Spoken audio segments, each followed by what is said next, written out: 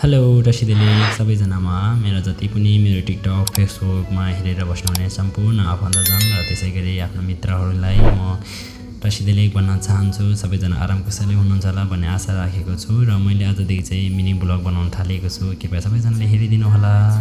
र त्यसैगरी मेरो दिनको सुरुवात चाहिँ म बौद्ध धर्मावलम्बी प्रति आस्था राख्ने कारणले मेरो दिनको सुरुवात चाहिँ बिहानको पाठ पूजा अष्टमङ्गल पाठ त्यसैगरी शुद्धिकरण पाठदेखि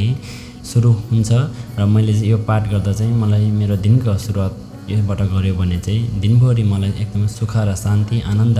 महसुस हुन्छ। त्यसैगरी म चाहिँ बिहानको पाठ र पूजाबाट सुरु गर्नेछु। कृपया तपाईहरु पनि जुनसुकै ठाउँमा स्वदेश तथा विदेशमा जहाँ रहनु भए पनि आफ्नो भाषा धर्म कला संस्कार संस्कृतिलाई चाहिँ सधैँ यसरी नै माया गरिरहनु होला र हाम्रो पहिचान बनेकै हाम्रो भाषा धर्म कला संस्कार संस्कृति नै हो। त्यसैगरी सबैजनाले आफ्नो भाषा धर्म कला संस्कार संस्कृतिलाई सधैँ यसरी नै जगेर्ना गरिरहनु होला र म चाहिँ यसरी दिनको सुरुवात यसरी पाठ पूजाबाट गर्दै मेरो हरेक कार्यहरू एकदमै सफल रहोस् र मैले हरेक चलेको पाइलाहरू एकदमै सफल रहोस् भनेर पाठ पूजा गर्दै मेरो दिनको सुरुवात गर्नेछु र साथसाथै जति पनि जगतमा रहनुभएका सम्पूर्ण प्राणीहरूको हितका लागि प्रार्थना गर्छौँ। त्यसैगरी सबैजनाले मलाई हेरेर साथ दिनुहोला र तपाईहरु पनि आफ्नो समयलाई बर्बाद नगरिकन यसरी नै आफ्नो पाठ पूजा बचेको समयमा प्रार्थनाहरू गरेर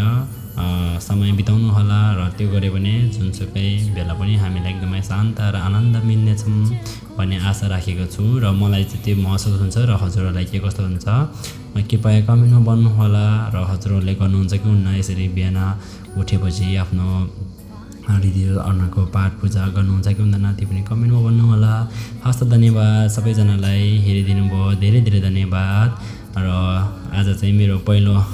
यसरी भोइस कभर गरेर बनाएको भिडियो भएको कारणले त्यति राम्रो भएको छैन। कृपया आशा गर्दछु अर्कोचोटि योभन्दा अझ राम्रो बनाएर हजुरको सामु ल्याउनेछु। धन्यवाद सबैजनालाई।